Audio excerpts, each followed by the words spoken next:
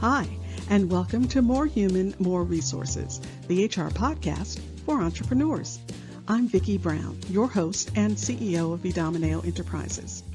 As a serial entrepreneur, I understand that having the right expert help has been critical to my success. That's why I'm dedicated to telling you, in plain language, what's going on in the world of HR that might impact your business and what you need to do about it, with real actionable tips to help you master that list of must-dos and grow your leadership muscle. First things first, the information contained in this podcast is provided for general purposes only and is not to be considered legal advice. Your decision to adopt or not adopt any practice or procedure mentioned in this podcast is solely yours, and we bear no responsibility for the outcome. We urge you to always consult legal counsel and other appropriate licensed professionals. And with that, let's get into the show.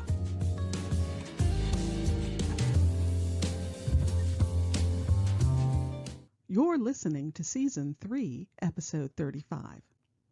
ADA, the Americans with Disabilities Act. I'm sure you've heard of it. As a matter of fact, if you've taken the required anti-harassment and anti-discrimination training, well, you know that discrimination against the disabled is legally prohibited.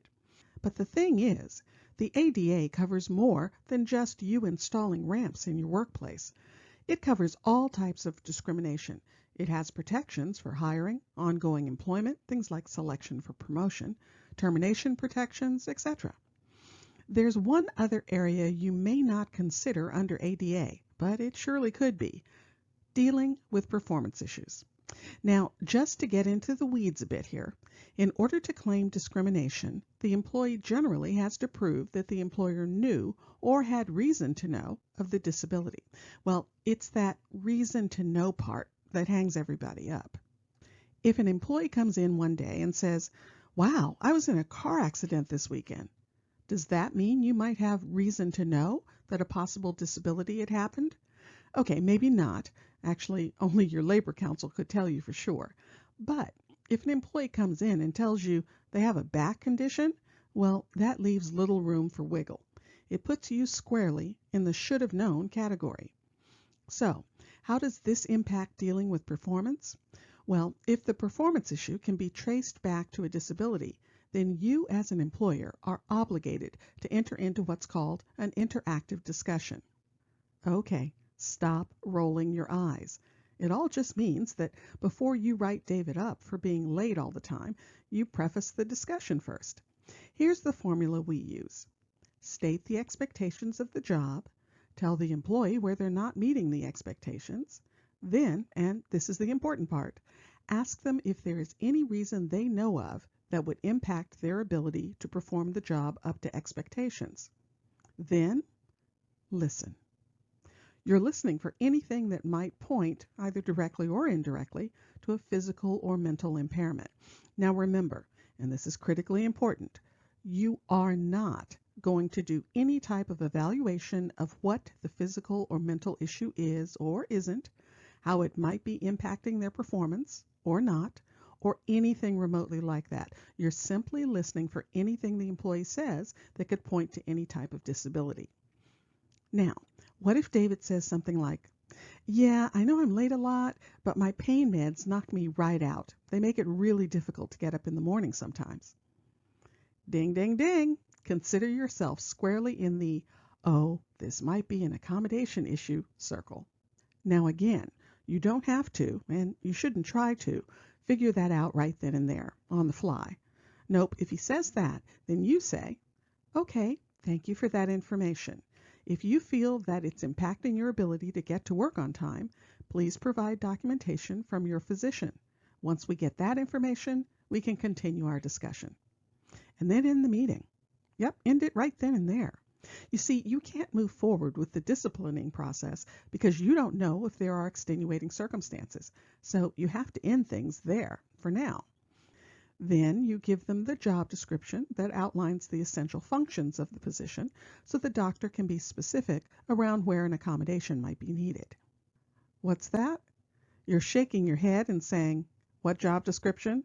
And what in the world are essential functions?" Well, my friends, That circles back to the episodes we've done reminding everyone of the importance of having job descriptions.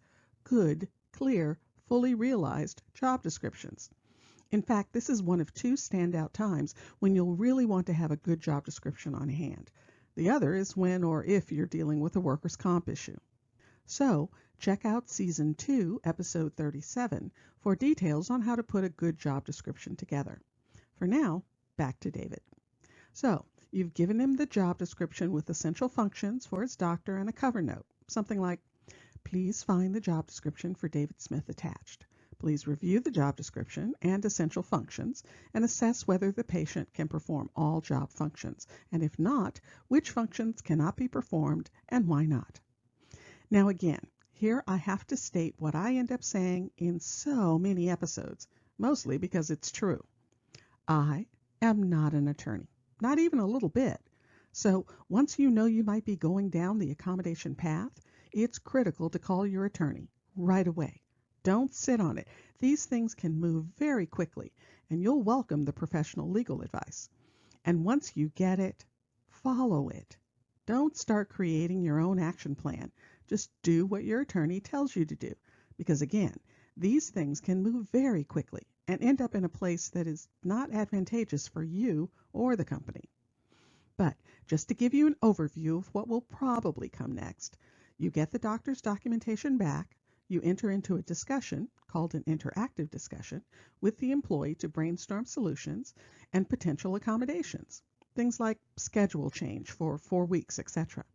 Then you'll monitor the progress and take appropriate next steps from there. Or maybe in conjunction with counsel, you determine that the proposed accommodation would cause an undue hardship on the company. And again, you have to go hand in hand with your attorney on this because these are very deep waters. And in fact, the waters have changed very recently. If that's the decision, then maybe you don't do an accommodation and you move forward with the performance write-up. Either way, be sure you document the process you went through.